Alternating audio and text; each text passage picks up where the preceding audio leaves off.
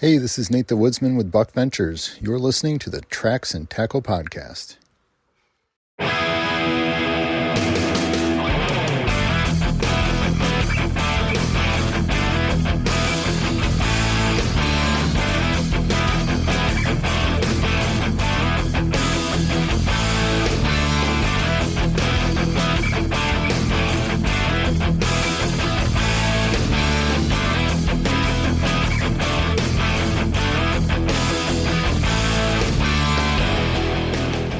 Hey folks, this week on Tracks and Tackle, we are joined by expert dog trainer Ethan Young to dive into the world of blood tracking dogs, the hidden heroes of the hunt. From training tips to tracking triumphs and a deep look at changing laws across the country, you're not going to want to miss this game-changing conversation.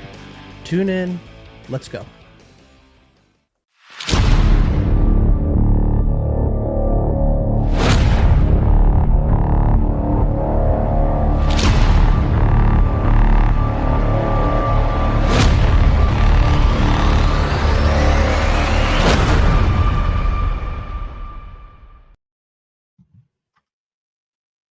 Hey folks, welcome back to Tracks and Tackle, where nature is your playground. This is Ron Menser, the Arrow Eagle, and we got a good one for you tonight.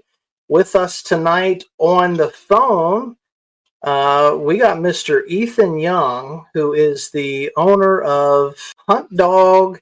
He is an expert dog tracking, and he's in the blood trailing business.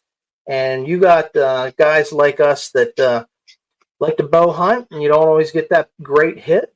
Ethan's the guy you want to call, right? So, Ethan, why don't you just introduce yourself? One of in the promo to this, I was just saying, like, sometimes that dog is the hero of the hunt. So, why don't you introduce yourself to our audience? My name's Ethan Young. I live down here in South Arkansas, and I train dogs professionally to blood trail wounded game, or scent trail wounded game. I grew up hunting deer with dogs. We had beagles. We bred and hunted those, and we would just grab one of them anytime we banged up a deer and toss him in the woods. And a lot of times they would find the deer that we couldn't find, and it was awesome. And that's something I really wanted to get into as I got older. And then life happened, and I really didn't. But I got into bow hunting seriously in college and just started wounding the heck out of deer. I was just smashing the shoulder over and over again. And I finally was like, I'm getting another dog. And I did. And that has just totally taken over my life. And I've been having a blast. I've been doing it pretty seriously for about 5 years now. Yeah, we were talking before we hit record here on the show, and you were just saying how much you're loving what you're doing. And I can only imagine, working with dogs, man's best friend. Like, I know there are people out there that aren't dog lovers, but that's not us. That's not most of us. So I can imagine doing it for a living. Not a bad way to spend the day. It's super rewarding, super frustrating, because at the end of every program, I'm like, oh, these dogs are all firing on all cylinders. They're really well behaved. They understand me, my management system. And then I send them home and then get a batch of dogs that are all heathens and start over. That's a kind of weird part of it, but I'm having a blast doing it. It's a lot of work for sure, but it's just a good time. Yeah, and you run. What do you run? Like it's so many weeks. Your course with the dogs, right? Yeah, we aim for 6 weeks, but we keep them until they're hitting a certain standard that we've got defined. On the trailing side, it's 1,000-yard trail that's at least 24 hours old, has multiple turns and multiple what we call scent challenges, whether that be scent gap, like we've stopped applying the target odor in certain areas, or we've left what we call like a grid search, simulating like other people have gone out there and just stomped down the woods, or scent puzzles where we just kind of meander around and try to throw the dog offline. Or what's the other one? Oh, bat tracks, which I don't really see in the wild, but it's a good problem-solving tool for the dog's toolbox. But we aim for 6 weeks to have all that buttoned down to where we could put the rope in the handler's hand, and they could do really well. And we also have a part of our process is I have this handler guide that we send home with them. And in that is kind of this 2-week process for, they get their dog home. And then we've got a day-by-day, step-by-step things to do to really make sure all the skills are sticky and transferable from me to them. So yeah, you want to solidify the process, right? Yeah. So we aim for that 6 weeks, but we keep them until they hit those standards. When they're ready, the owner comes out and does a go-home visit is what we call it. And we review that 2-week process together and go over everything to make sure they're pretty much prepared to go home and complete that process. Whether they do or don't, that can be hit or miss at times. I'm finding more and more of my people each year, and my people are the people that are kind of hooked, or they can tell they're going to be hooked, and they really buy into it. Yeah, kind of go wild. That's awesome. How sorry, like I'm fascinated about this because, like I said, this is not my wheelhouse, and I got like 1,000 questions, but I'm going to try to do this in a structured way so that the listening audience can follow along. Just send it. Yeah. So, what got you started working with dogs? Like we all have like this or why behind it, and so like that's if you can share with us a little bit about like what first drew you into the world of training dogs. And this specifically, this is a specialized role.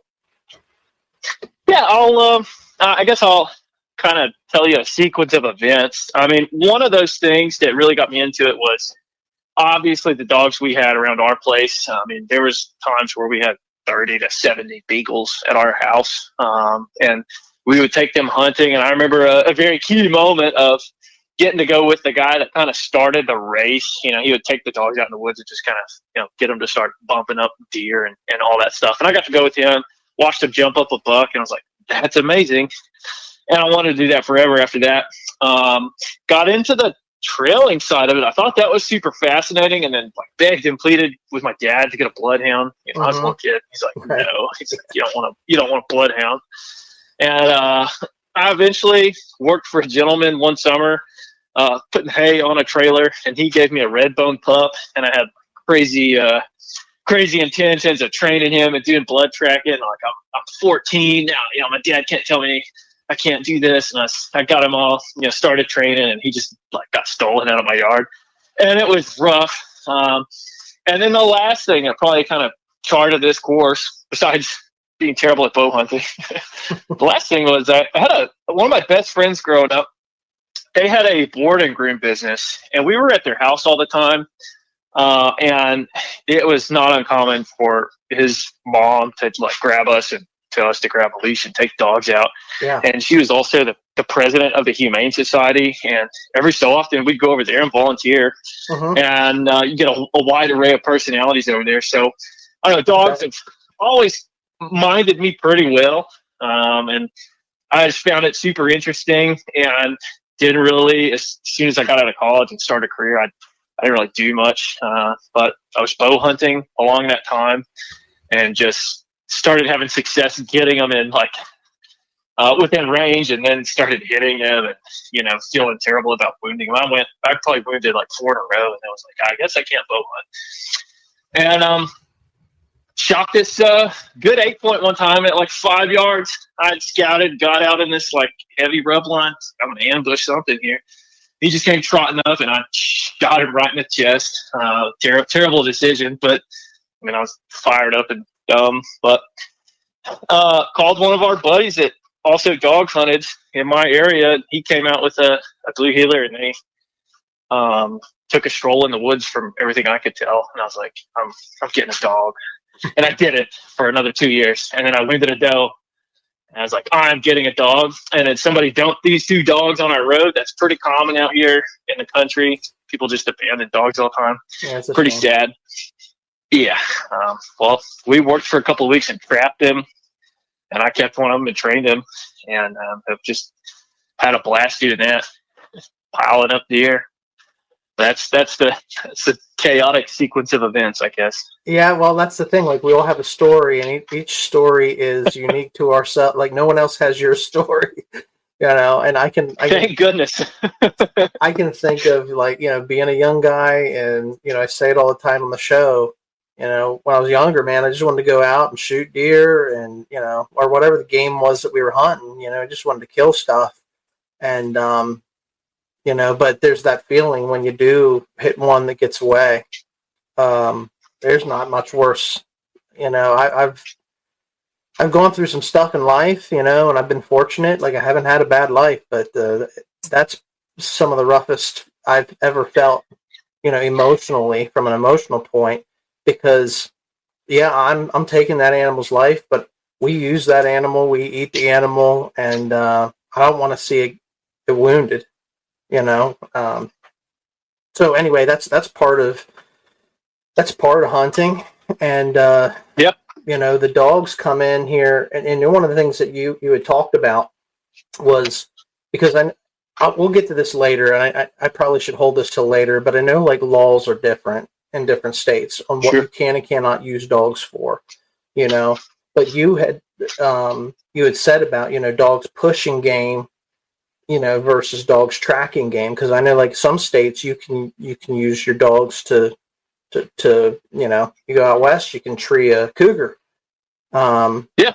But here in Pennsylvania, you know, the rules are a little bit tighter. I mean, even from Pennsylvania to Maryland, where most of our audience is, you know, I looked up, you know, what the laws were on blood trailing, and it's completely different from PA to Maryland. So yeah, and in fact, Pennsylvania just legalized it, I think, in the last few years. It's very recent where the dogs could be used. So yeah. So we'll touch on that here in a little bit, but I want to sort of like build this. So like, we got your backstory now. What I'd like to do is just understand the basics of dog training. Like, I got 2 dogs. I grew up with dogs. You know, I went to took my dog to obedience school and stuff. But like, take me through like your guiding principles on, if you're a young guy out there listening to the show, or a young gal, and you got that dog, and you want to teach them to listen. Let's start there, and then we can get into like teaching them to track. I gotcha. Yeah. I guess if I had to say some guiding principles, one, just how do animals learn, including humans? Mm-hmm. That's something important to know. But I would say, I repeat this to a lot of my clients, and that's 3 things that are required for a dog to be successful at something. One is we have to give them clear communication from their perspective on what we want them to do. And they don't come pre-programmed to speak English. We basically associate sounds or physical cues with a thing that we've rewarded them for doing in some way. So clear communication from their perspective. 2, we have to provide sufficient motivation for them to do it. You know, kind of what's in it for them if they do it, or what's in it for them if they don't do it. Yep. I'm big on the what's in it for them if they do it. You know, largely more of the carrot, positive reinforcement based. Yeah, absolutely. Always start with the carrot, in my opinion. Yep. And then 3, they have to have the physical ability to do it. And you start seeing that matter a lot on, you know, longer, more difficult tracks, or things like, you know, I want my dog to jump up on the tailgate, and I'm getting frustrated because he is small, but I'm asking him something he just like physically can't do, like a basset hound, trying to get him to jump on a lifted truck's tailgate. So those things, clear communication, sufficient motivation, and they have to have the physical ability to do it. That's kind of how I summarize it all. And then obviously you can start pulling on threads there and find that there's a lot of nuance to all that. So like I mentioned, with clear communication, that's verbal, physical, whether prompts or like leading them around with a leash, whatever, all kinds of things can be our communication. Gear we wear, gear they wear, processes we follow. You know, a lot of people have a dog that behaves really well at their house and in their routine, and then their dog's a total nutcase if somebody comes to visit, because it's that specific thing hasn't been trained, but where they thrive is in routine, and this is out of their routine and not necessarily trained specifically. I'll tell you a short story. My dogs are the opposite, right? I mean, they're good, but here at the house, it's like this is their kingdom. They get away with that, whatever. But if we take them someplace, like they're good as gold. Like people are like, man, your dogs are so good. I'm like, you don't come hang out at our house. They don't act this well. They're just like kids. So did your trainer take them out and about a whole lot? No, so like I mean, these dogs we've trained them ourselves. Okay. And so like I don't know, my dogs, I couldn't even tell you how old they are. They're probably like 7 and 8 years old, or 6 and 7, 8, somewhere around there. So that, I mean, they're old enough to know better, and but they're spoiled too. They're spoiled old house dogs. But it's amazing how, like, one of the things you said, like they can cue on like the gear you're wearing, or like they know whenever I'm putting on a certain pair of shoes, like we're going to work, or we're going on a hike, 100%. or like we're going to the swimming pool and I'm going to get in the water. And that, the lab, she digs that. So I bet. they cue on certain things like that.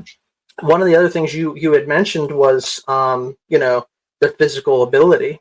So I imagine the traits of a good working dog, like what are like some breed characteristics and temperament that you would be looking for if you had a dog that you wanted to take through the process? Yeah, they obviously have to have some level of endurance and drive for this task, and we can influence that to a degree. Mm-hmm. So I guess we'll go to kind of item 2, sufficient motivation. That's going to be somewhat dog dependent, individual dog as well as, separate breeds and their typical characteristics. Like different things motivate or different things reinforce different breeds. Some are bred to catch little twitchy movement out in the woods and freeze and stare at it. Some are bred to just follow all kinds of cool smells. And so probably the biggest characteristic that is really good to have for this task is a dog that it's got some sense between its ears and can understand that sticking with this odor in a highly distracting environment pays well.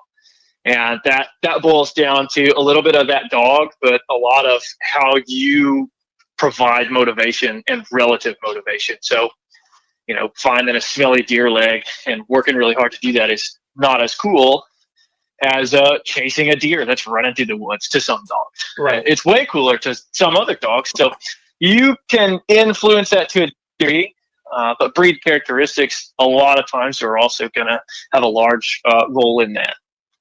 So I've got two, and I'm not looking to train my dogs to track, but I'm just using them because that's my frame of reference. Like, I've got two, like sheep dogs, herding dogs.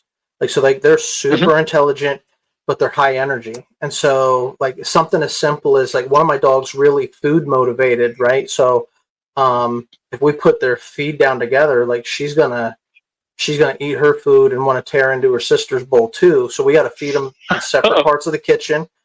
And we've taught them both, like we make them pray before they get their meal. And it's really just to help her like calm down before she eats, because otherwise she's ready to like take it out of my hand. But had doing that for years now, she knows when it's mealtime, she still gets excited, but she knows she's got to lay down, cross her paws, and wait for me to say in Jesus' name, and then she can eat.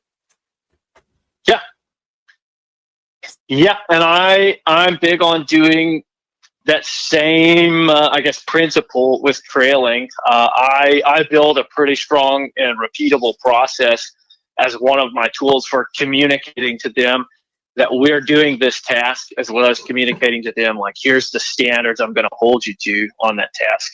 Right on. So, I have a process of like I call it box to box, all the way from getting them out of the dog box to putting them back in. It's routine and it's a performance, and Uncle Ethan's holding you to a high standard. I'm also giving you awesome access to things and awesome rewards and awesome play, but for you to hold up your end of the bargain, you have to do, have to be on your best behavior and work for me. Yeah, I mentioned one of the things is, the handler has to be disciplined to make that happen, right? 100%. I think the more consistent we are as handlers, the easier the dogs are. I mean, they kind of just train themselves if we're consistent with our communication, both verbal and physical, and the expectations we set for them. Sure. What are some like common misconceptions about training? As we get into like the blood tracking and training them to trail, like what are some common misconceptions about these type of dogs? I think a big one that surprises a lot of people is just how a lot of them work, maybe differently than we envision.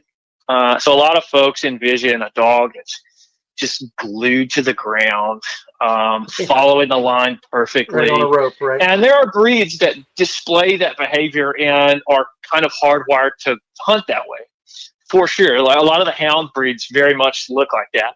Not necessarily saying they stick with the task, but they look like that all the time. And then there's other breeds that, instead of staying, right on the ground and close to source, they're working outside into more of the plume or the kind of larger dispersion area of the scent. And it looks really different to a lot of people, especially if they don't have a frame of reference for how that dog is naturally going to work. And they might go out with a pointer dog that's bred to kind of head up wind, search with its eyes, just basically cast around and get in, odor pockets and point stuff. They might get out there, put a string on this dog, and expect it to look like a bloodhound from Fox and the Hound, and then they get frustrated and try and jerk the dog around to make it look like how they envision, and all they do is kind of sour their relationship with the handler and sour the relationship to the dog with this task. And I think that's probably one of the biggest misconceptions. What does it actually look like when they're doing a good job of this task? Yeah, I imagine just like anything else, reps matter, like repetition.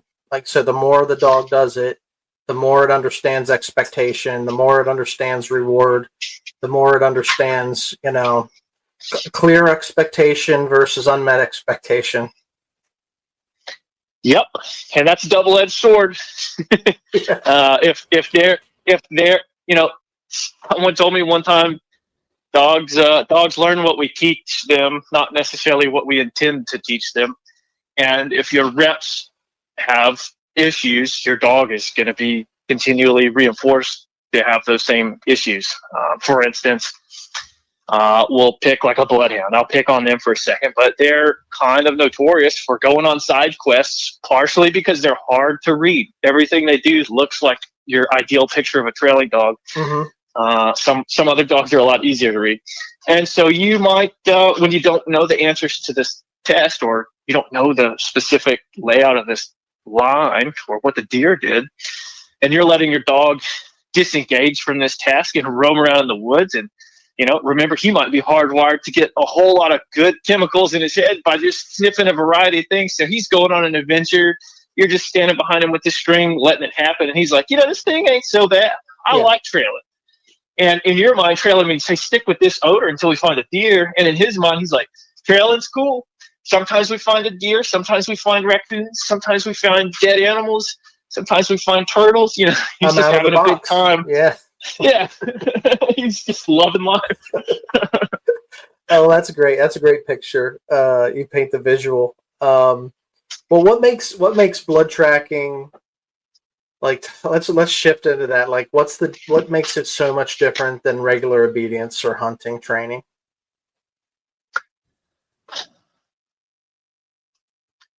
So I'll speak for myself and my approach and the approaches I took growing up with hunting. I mean, we would breed beagles. We would pack train them, meaning we would take them out and let them, just puppies, follow older dogs that knew what they were doing. Yeah. And they would sink or swim, and we would turn them into pet dogs and, find the train ones them that to were a good at what guy they in the did. parking lot. Yeah. There was some Me Too dogs that were just like, yeah, whatever you're doing, I'm doing. It's awesome. And with this and my approach, we try and develop a really independent dog that can do this task on their own. There are some states that allow multiple dogs to do it, but I've seen that handicap a lot of dogs because they're, just like me, like I'm not following the deer and, checking out the ground disturbance and following the blood. I'm following the dog. I'm letting him do the hard work. Sure. And a new dog will do the same thing with an experienced dog a lot of times. They'll be like, hey, this is awesome. I'm going to hang out. When that dog starts barking, I'm going to go over there and have a cool reward. And those same reps, talking about quality reps, a dog like that. And I'm guilty of it at times. I've got a dog that was kind of a Me Too dog for a while, but a dog like that is getting reinforcement for not doing what you intend to teach them. They're like, I come out here in the woods, hang out, and the dog barks, we find a reward, and that's my role here. It's like, that dog does the hard work, I show up, and, if it's still alive, I help it catch it. Otherwise, I just hang back till the fun starts. And they don't know any better if you can't clearly communicate that they need to do something different. And I think that's, at least from my experience with hunting dogs, as far as using dogs to pursue deer, live, healthy deer, that's the biggest difference, is just our approach of tossing them out there, letting them sink or swim, versus this is we have a very well thought out step-by-step process that gets them independent of the handler, not just independent of other dogs, but independent of us. We kind of influence the environment or structure the environment and the scenarios to add to their toolbox, and we let them solve their own problems and be, very self-reliant. Right on. So, success stories, techniques and training, like give me, like, what does the process look like?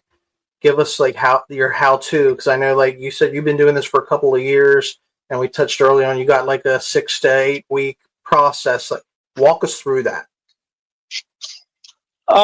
Week one is kind of, I'm trying to convince them, and genuinely, not with any tricks or anything, I'm trying to convince them that I'm super cool, and that I'm going to keep them safe, and we're going to party and do fun stuff together.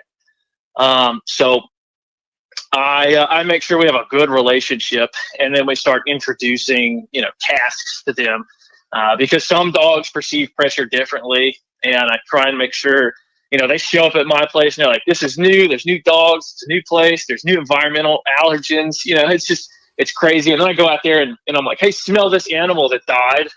And then, like, young dogs are like, oh my gosh, are you going to do that to me too? This, like, you killed a deer. They're hardwired to have a good idea of what that smell is. And I've seen a lot of dogs go on high alert. And I think it's important to introduce that the right way. So I'm maybe overly cautious, but we work hard to make sure it's a really positive, not too stressful introduction to that odor and that task. And a lot of that has to do with them seeing you as someone who's not going to put them in any kind of danger. And that just straight up might take a couple of days or a week for them to feel that way, because they just, left everything they ever knew. It's a lot of dogs are like, they've lived in the living room and in the backyard their whole life with the same 2 people and the other 2 dogs. And then, there's this crazy redneck in South Arkansas that smells like dead animals. And they're like, this is chaos. I'm scared. But we have a good time. I really make sure they think I'm cool. And then the first thing I do related to trailing is I usually lay 150 to 200 yard track with hooves from deer that I track. Right. So these are whitetail hooves, unless somebody sent me one from like a big game state with like different parts. But I lay that 150 to 200 yards with a single 90-degree turn, and it's a legitimate 90. It's crispy, as I call it, not rounded or anything. And we take them out there and start building that quote-unquote process that we talked about. And the first step of that process to me is just try and keep it low pressure and relax. And I take them out there. We've got, this unique tracking lead, and we kind of just take them to the area and let that new odor and its novelty hopefully inspire curiosity to follow it. Some dogs, young dogs or spooky dogs, they smell it and they're like, oh my gosh, this guy's going to kill me just like he killed this deer. And they get real stressed out, and we work through that. Sometimes you can work through it in track, like just out there with them. kind of letting them just slowly pick it apart and realize that like nothing bad's going to happen. There's actually something cool at the end. Yep.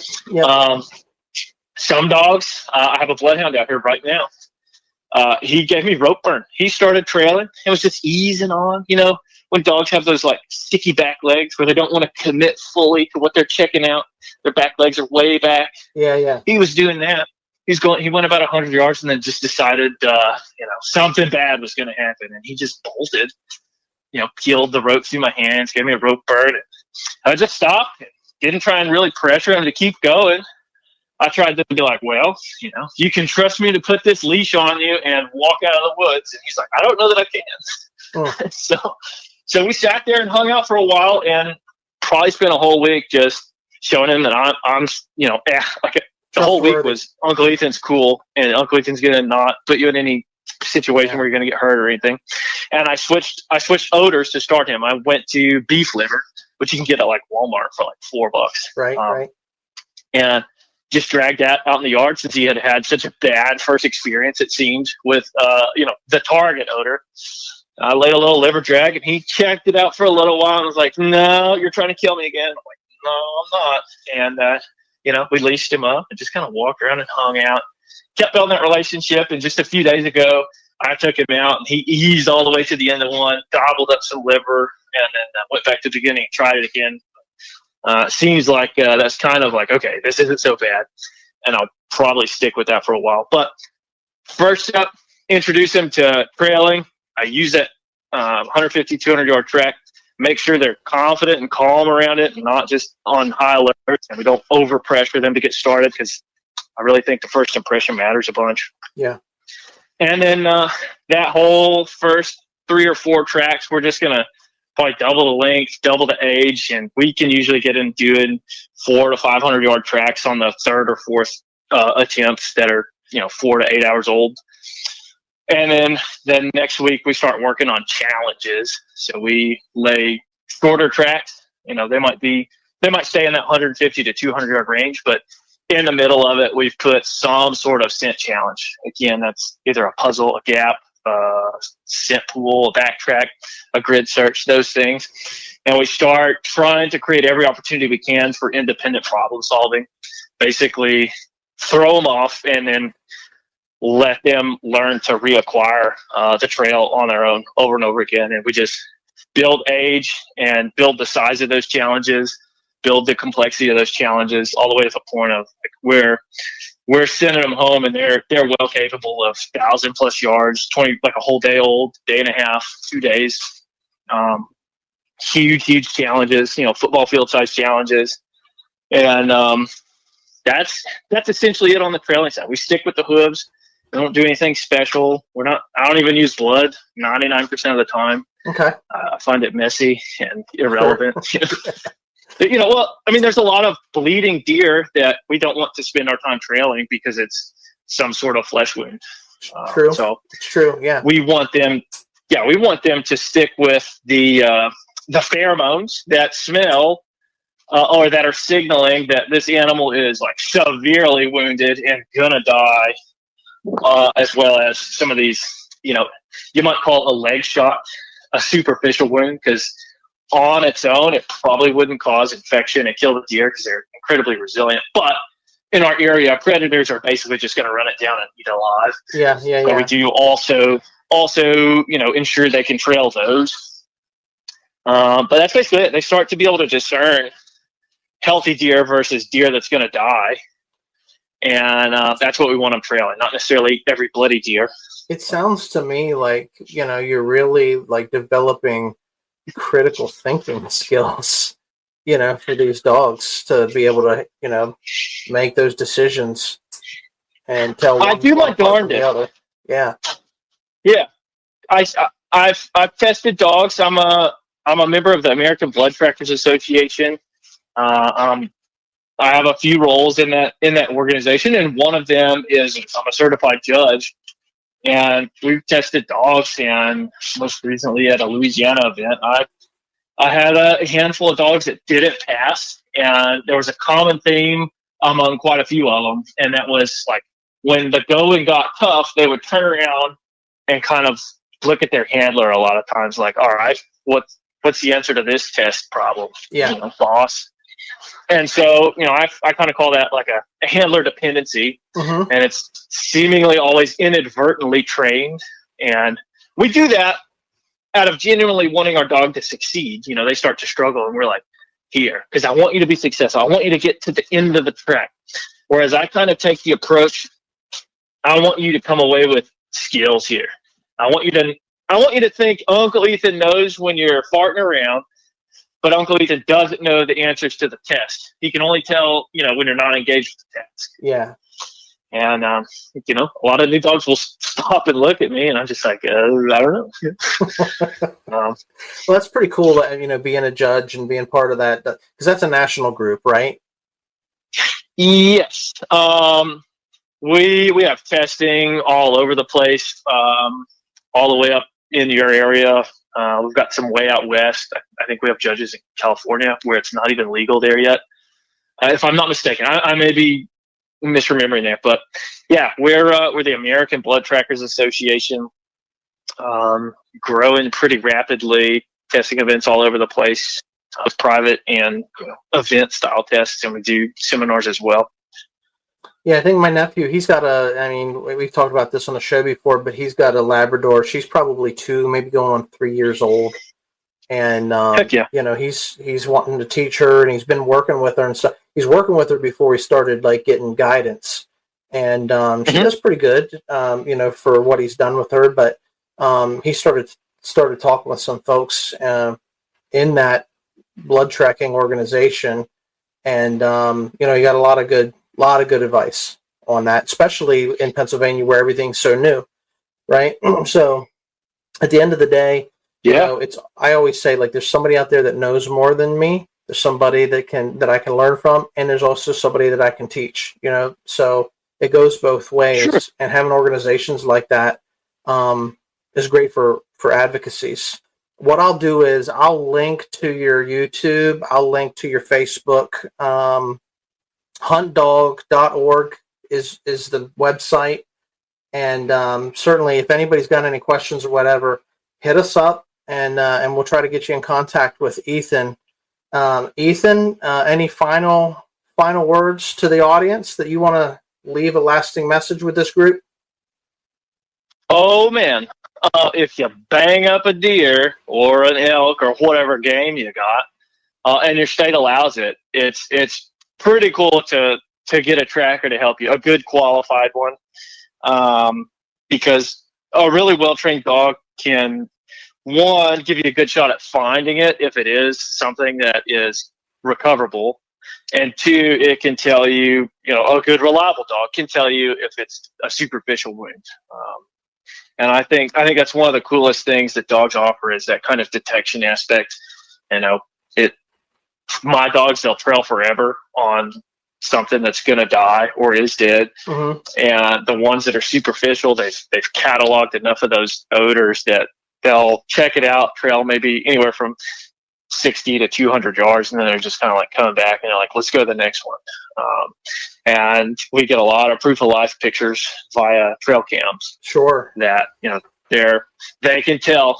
And it's super fun to watch and super good, I think, for just hunting in general. You know, all these photos of, you know, deer in people's backyards with an arrow in their neck, or, you know, people finding them just out in the woods after shooting them. That's not good for the, you know, outdoor industry at all. No, and I genuinely see trailing as another level of effort towards conservation, and I just think it's fascinating and should be considered by all. Yeah, and it's a handy tool to put on your companion dog as well. That's kind of the people we target, is the people that, like, these dogs live in the house with us, and, you know, I throw the table food, you know, take pictures. You know, these are my companions, and I want them to have that skill of trailing. Yeah, I mean, I'd love to have a dog to be able to do that, but you know, so we're gonna have to talk more. You know, we'll stay in contact. You know, from a personal, like, offline, I want to pick your brain on several different things, but this has been fascinating to me. I really appreciate you taking the time out, and we worked through some issues. You know, we're doing this over the phone. Hopefully everything records good and we can get an episode out of this. If not, man, we're just going to have you come back on. We'll try again. Holler anytime. I love it. All right, man. Well, hang on the line and we'll talk afterwards. But, for our listening and viewing audience, this is Ethan Young. He's the owner of Hunt Dog. You can find him at huntdog.org and get his contact and look him up there. Super cool guy and really glad we were introduced through a mutual contact and just having some awesome conversations. So really appreciate you, Ethan, coming on the show. As anybody else knows, man, we're just going to encourage you to get outdoors. Nature is our playground. And always remember, stay wild, folks.